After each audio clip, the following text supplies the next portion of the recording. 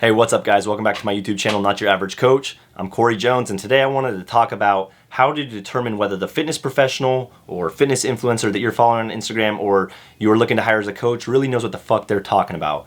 And when I say professional, I'm referring to people who are selling services as coaches, like I said, influencers who are giving out free advice on social media, your favorite athletes, basically anybody who's sharing knowledge and you are looking at as somewhat of a role model, somebody that you want to follow and you want to listen to what they have to say.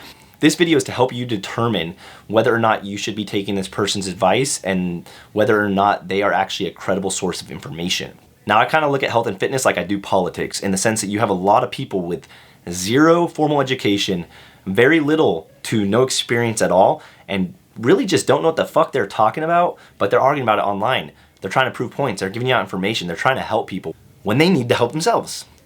So let's get to it. The first thing I want to talk about is formal education. This is often overlooked by a lot of fitness professionals. A lot of people think that you don't need to be certified to coach people. Some people, and including myself in the past, think that being certified as a personal trainer is overrated and that their own personal experience is much more important. I believe that both are equally as important, but I do hold a lot of weight to formal education now, a lot more so than I did in the past.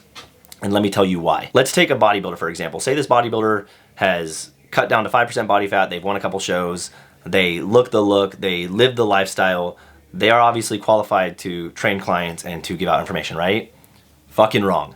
Let me tell you why. Bodybuilding is a small aspect of health and fitness. When you look at bodybuilders, they train in one style, and that's hypertrophy training, meaning they train to make their muscles grow. That's great. They probably do know a lot about hypertrophy training. Maybe they do, maybe they don't. Maybe their coach taught them everything they know and they didn't actually learn from it, but they just followed instructions, because that's really what it is. But nonetheless, it's one aspect of health and fitness. It doesn't take into account the stability training, core strength training, speed, agility, quickness, power training. There's a lot of variables in health and fitness that are completely outside of bodybuilding. Now, that's not to take away from bodybuilders, but it does go to show you that somebody's personal experience does not necessarily qualify them to be an instructor or a trainer, educator of any sort. It means that they're probably good at what they do, but they're probably also secluded to that bit of information. Now, I've also heard people, and again, this is going to refer to bodybuilders, nothing against bodybuilders, but it is a big portion of health and fitness that really only covers a small amount. So I think that the perspective can be kind of closed-minded at times. But I've heard bodybuilders go as far to say that a nutritionist or a registered dietitian doesn't really know what they're talking about. And again, I may have kind of agreed with this back in the day. I never really said it myself, but I'd heard people say it and I didn't think much about it. Nowadays, when I hear something about that, I think it's absolutely ludicrous. Look, health and fitness, the training, the nutrition, all of it is a science. And I'm sorry, but no matter how much you practice a science, unless you actually learn the science and you take courses and you spend the time reading and doing, you're not actually gonna understand them that well. So to take somebody who has experience as an athlete and compare them to somebody who has the education, the scientific education as a nutritionist, there's really no comparison. But people will say shit like that and they will believe it. Look, the fact of the matter is that your formal education is very important, whether it's in nutrition, training, whatever it is. If you are looking to educate people or if you're looking to receive education from people, that shit is important. You need to be educated. You can't just go what you learned off Google or Instagram infographics. You can learn from those things, and there is valuable information out there, but who's to say that it's actually correct information?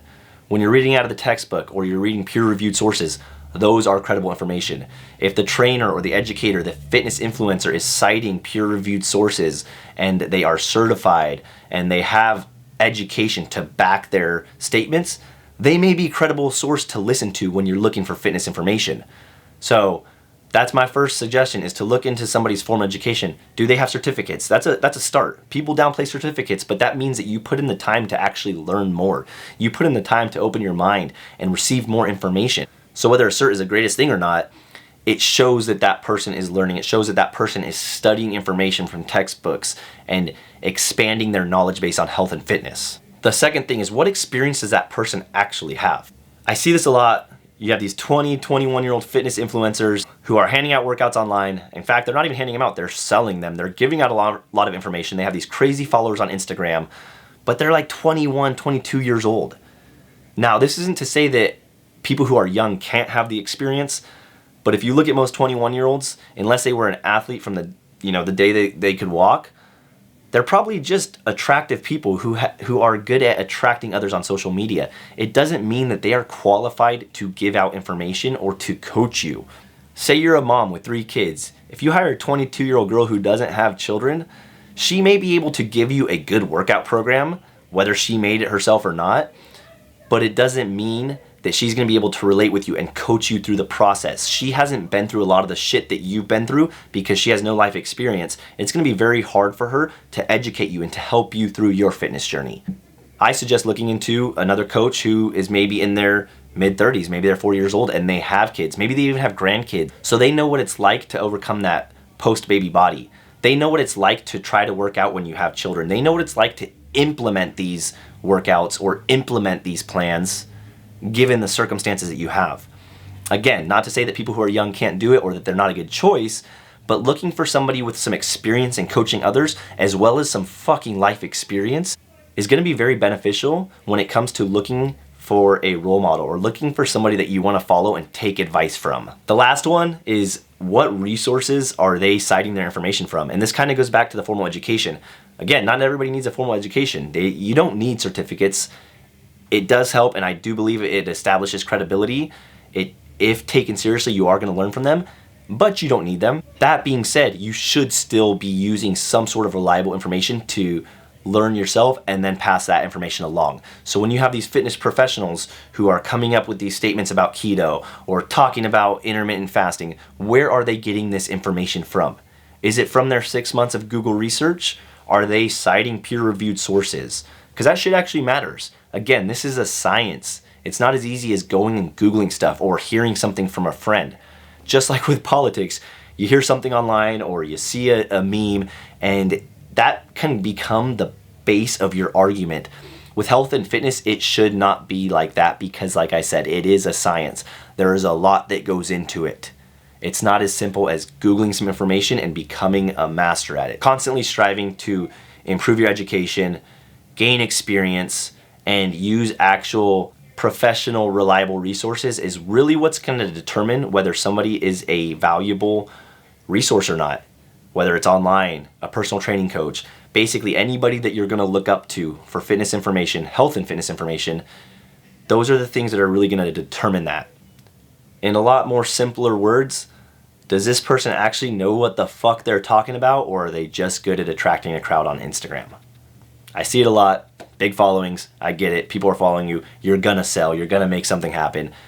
But as the user or as the client, I'm throwing this out there so you have a little bit more information on what to look for. Look into these things. Make sure who you're following and who you're looking up to is an actual credible source, and you're gonna go a lot further.